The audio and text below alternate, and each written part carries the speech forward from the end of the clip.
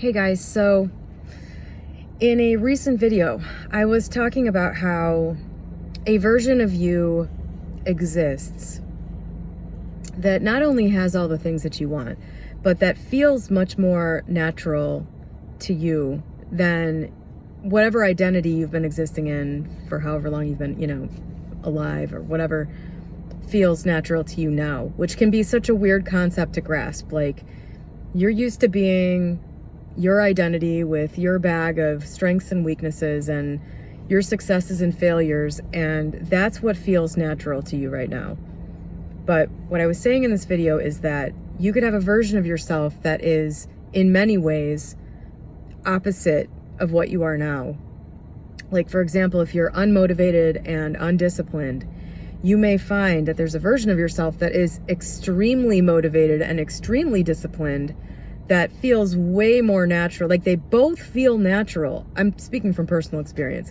They both feel natural, but the one that produces all the success feels even more like who you are. It's such a weird experience. If you haven't experienced this, you might not even think it's possible. You might be thinking, it's such a huge change from where I am right now. I'd spend my whole life trying to get there and then just, backslide. Whereas it's really not like that. You might find that you can snap into this other state of being, and that it actually feels really easy and natural, more so than whatever it is you're currently sort of naturally embodying. And then you have all this success and other good stuff that, makes the whole thing feel way righter and better. I think the other example I used was, you might be kind of like a negative, cynical person.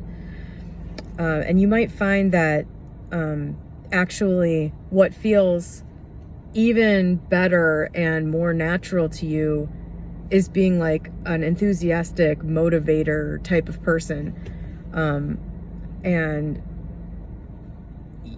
that's a huge shift. And I think a lot of people get so mired in their personality being a certain way that they just can't imagine being something totally different. But it's not something that you necessarily would have to work at for like years and years to change about yourself. You can just kind of snap into a different persona in a way and find that you actually like that much better. Like, when you put it on, you're just like, this is a better skin for me, and in doing so, then there's the sort of experiential realization that so many aspects of your personality aren't really you to begin with. They're just sort of things that you're embodying.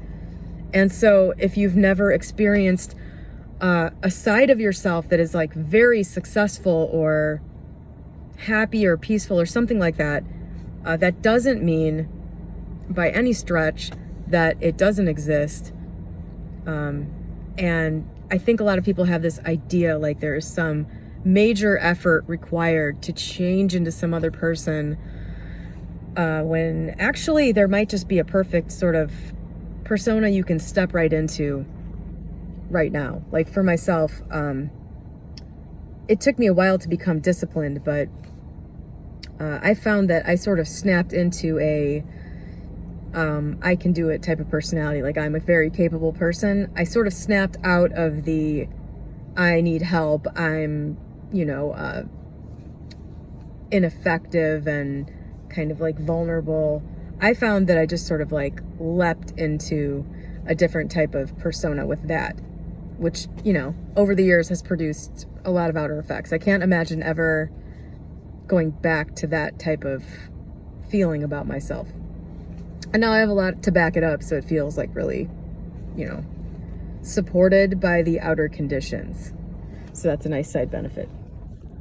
But anyway, the purpose of this video, what I wanted to say is that hand in hand with that is this. You are capable of so much more than you currently think you are. There is a comfort zone that everybody exists in. And most people define the outer limits of what they can handle as basically when they run into the wall of that comfort zone. That's just where most people are. They think, I can't make it past this barrier. Like, once I have done this much in one day, or once I have,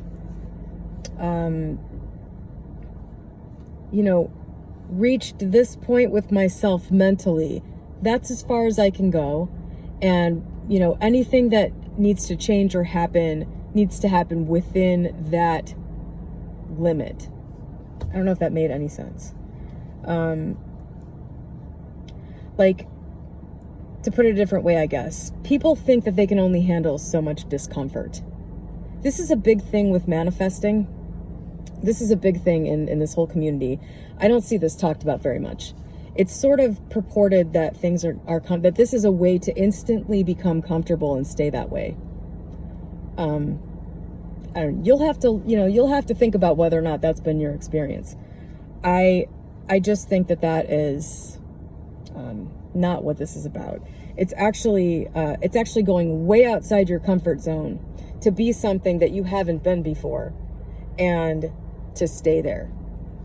And it's the staying there part where people are like, they reach their limit.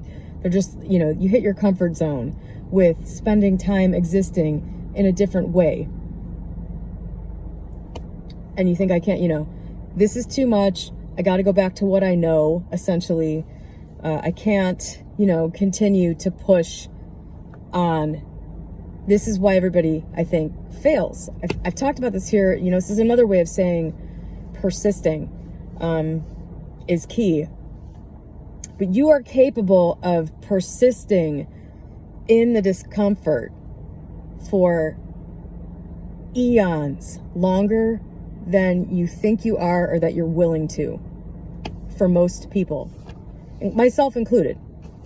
But having made some of these huge changes, I can tell you, I remember just describing some of these times as like, I feel like I'm strapped to the nose of a jet that's going 500 miles an hour, because I was so far outside of my known mental space, and just continuing to just push forward through it.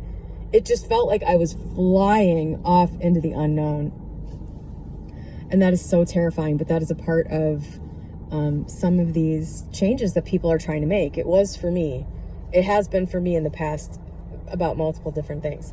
So most people, I think, hit this limit of, where their comfort zone ends, and they go maybe slightly outside of it briefly, and then they just go, I can't take this anymore. I can't do this anymore. It's just, I think the difference between the people that are successful and the people that are not successful is hitting that point and saying, I can't take this anymore. No, I'm going to press on. Because it's at that point that you either retreat back into what you're already experiencing, or you push forward into a new, often unknown, seemingly unsafe place. And really, from the outside, anybody watching you would be going, oh, what's the big deal? You know what I mean? Like, this is personal for people. This known identity is what everybody is clinging to. And basically the heart of this entire manifestation genre is about changing the known identity to something else, which then produces automatically a different outer reality.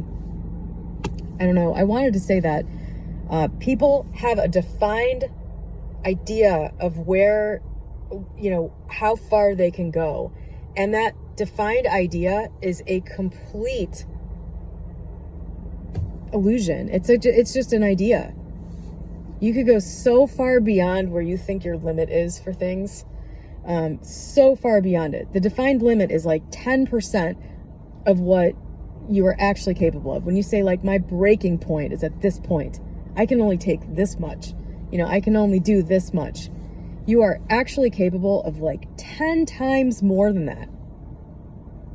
I'm not saying that, life should be a huge amount of effort, or that you should be toiling or struggling or any of that stuff. But when it comes to persisting in a different state of mind,